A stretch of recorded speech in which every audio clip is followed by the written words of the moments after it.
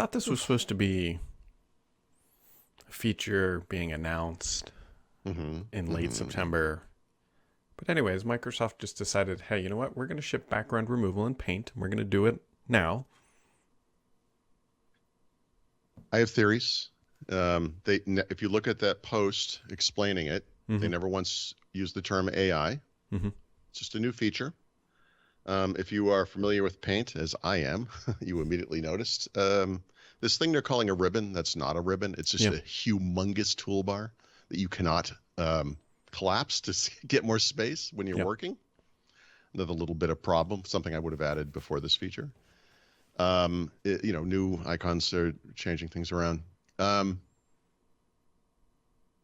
just going to guess that, they're working on this stuff internally. There was a weird leak that Raphael might have mentioned to you as well, where they screwed something up internally, and maybe they just had to kind of let it fly out into the world. But I think that will be one of several AI-based features that they tout as part of the Windows 10 part of the September event. We'll see. But I was curious that I think it's tied to some kind of a leak. I think they just screwed up, and they're like, all right, well, let's just go live with this part of it. Strip out AI, because we're going to talk about that in 2 weeks, that kind of thing. Or it's all hidden there and the buttons aren't revealed. Yeah, I think there might be some hidden stuff too, actually. Maybe. Yeah, for sure. Maybe. Whatever. It's there. You can remove backgrounds. There, yeah. I'm not in the dev channel or Canary. I think it's not in beta, so I can't look at it yet. But we'll see. Well, if you can get your hands on the build, you can install it on anything. I can guarantee you that one. Fair enough. Yeah, that's true. That's that. Yep. What else? Microsoft is removing the legacy troubleshooter. This going is the way of the WordPad. So this is like kind of an inside baseball thing. I became aware of they announced is a strong term. One of the problems with what happens in our world is Microsoft revealed that they were deprecating WordPad recently. They didn't announce it. They just put it. They have a page that's on Microsoft Learn, and I don't know if you can subscribe. I don't know how people saw it. It's just a one line, nothing. That's how we found out about that. So this thing, the deprecation of these so-called legacy inbox troubleshooters, which are the control panel-based troubleshooters that debuted in Windows 7 and replaced the help and support system that was in Vista and before, which was HTML-based. And remember back in the day, CHM-based? I don't remember what that stood for. But anyway, doesn't matter. There's a new thing in Windows 11 that people don't pay attention to yet called Get Help. You can see it in your Start menu if you want to. You go look at it. It's there.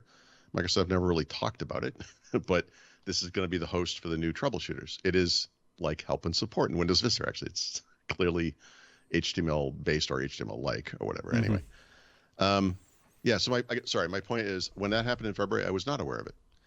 And I wrote a chapter about troubleshooters for my Windows 11 field guide. And of course, when I did become aware of it over the summer, I went and looked, and sure enough, I have the legacy troubleshooters because that's what was, there or whatever at the time, right? So when I found out about it, of course, the first thing you do is you go and look at the troubleshooters. And this was July. They were all legacy troubleshooters, all of them. But they would have a little yellow thing at the bottom that said, hey, these are going away. Link to it, or that support. This one, Microsoft support, not Microsoft Learn, right? See, this is how they keep you on your toes. And I was like, okay, it's something to keep an eye on, right? It's not a news item anymore. I looked it up. Did Laurent cover this maybe back in February? No.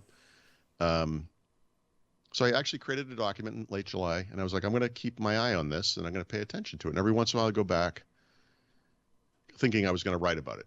And I just looked at it last week, dude. I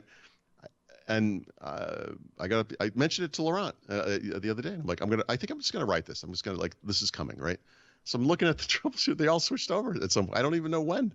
And it's not based on a Windows version. It's something they switch, in the back end. It's probably part of a cumulative update or something or whatever. Because I went and looked at, I think 7 different Windows 11 installs.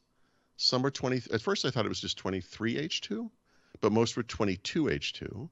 And the only one I could find that had all the old legacy troubleshooters was a VM I hadn't updated since May. And so before it could do its updates, I went and looked, and they were all the legacy ones. But it wasn't, I don't think it's tied to the version. I really don't. I think they're just doing it. So I'm sorry, it's a long story, but they have a schedule for this.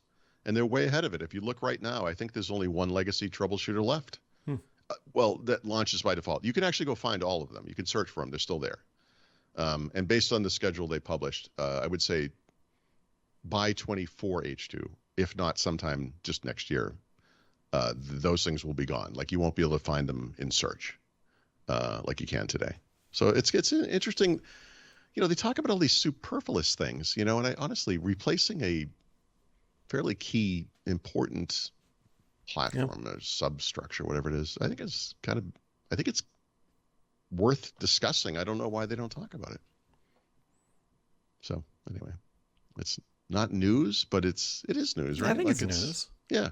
Well, I mean, it didn't just happen yesterday. That's Right. when I wrote about it, and you can find instances, people did write about it. You can go back and find these things from February, but that it was happening like later because Microsoft published that document. But I don't know.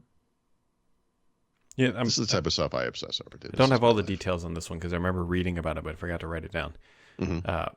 Also, kind of along the same vein, Microsoft will eventually fix printers in Windows by I haven't looked at this yet, but 2027, I think, is when it will all be done.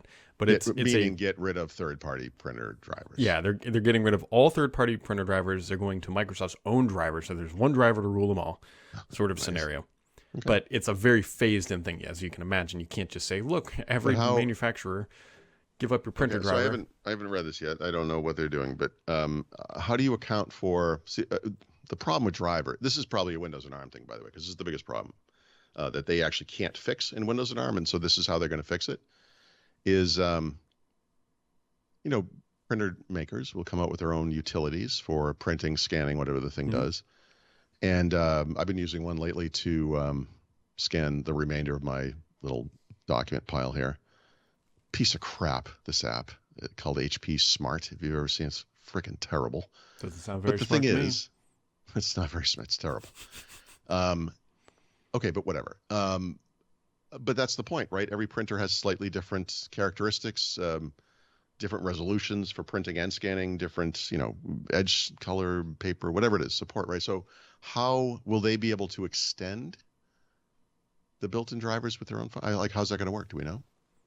Because I think that's a key part of the driver problem, right? The custom stuff. These are questions I am not equipped to answer, Paul Thurrott. I just know that Microsoft is doing this and that they have somehow solved that already. Well, this is on my list, and like I said, with the troubleshooter thing, this is the type of thing I obsess over. When I say I went and looked at 7 different computers, one was a VM, but actually 2 were VMs. But still, I went and literally click, and I tested, updated, see, and I can only base it on my experience and what I believe is happening because they don't really say. They don't say tied to some Windows version. I don't think it is. I really don't, just based on what I saw. So this printer thing, same thing. Well, it will come in. This will benefit Windows and ARM greatly. This is, I think that's the point, to make this thing the last platform-specific thing, right? The final bump in that road. Performance, but you know what I'm saying. I mean, as far as things actually working, right? Is drivers, not printers, but drivers. It's drivers. But maybe printers is the one where like, there won't even be printers by 2027. What are we talking about? You know what I'm doing this weekend, Paul Thurrott? I'm quite excited about it, and this will certainly show that I am not a youth anymore. Okay. Yep. I'm going to dethatch my lawn. Christ. Yeah. I don't even know you anymore. Dethatch your lawn. I'm going to hate myself for asking this question, Brad, but I don't know what that means. So don't worry. We can educate everybody. Mm-hmm. Okay. So you have your grass, right? Grass grows up. You cut grass. Grass falls down into the lawn. Yeah. Sometimes it just biodegrades and whatever turns into fertilizer. A lot of times it doesn't. It just I forms think it gets heated by the sun and it turns into hay, basically. And then if you've ever pulled your grass apart and you see dead yellow grass just forming almost like a mat, that is thatch. Almost like a thatch. Yes, a thatch. And so I've never done this before in my home ownership, but my dad last year bought a dethatcher. I was like, Dad, assume, is this a power tool or just one of those roller things? Yeah, they're actually really cheap. They're $100, but they're corded. but whatever. Yeah. Okay. And so you do this like once a year. I've never done it. It's going to create a massive mess. But so it just pulls that out? Obviously, yeah, anything loose, probably, I would imagine. It can't differentiate between dead and not. But whatever, it's laying there. Whatever's not, correct. In the ground. They're called tines, but they're spring loaded. It's like, imagine a toilet or a paper towel roll. Yeah, with with little needle things. Little things. They're called, but they're on yeah. a spring. So if they hit anything hard, they just bend in. They don't break. But if they get into they're supposed to like penetrate the ground just a little bit. Technology. I'm positive they have this. And then it just kicks it all up, and then you run over it with a bagged mower, and then it's called overseeding. I'm gonna put grass seed then on top of my lawn, but this exposes the dirt, and then I will water it, and then I will have. My wife and I talk about this kind of stuff a lot because we went from home ownership to no home ownership. So every once in a while there'll be like an article in the paper. It's like the 12 things you need to do for to maintain your house this fall. We're like, we don't have to do any of that. You know what I'm doing this weekend, Brad? It's not dethatching my lawn. I can tell you that because I don't have a lawn. I don't care. It will be conveniently aligned up to when my daughter needs to practice her clarinet. Oh, nice. Wow. Yep.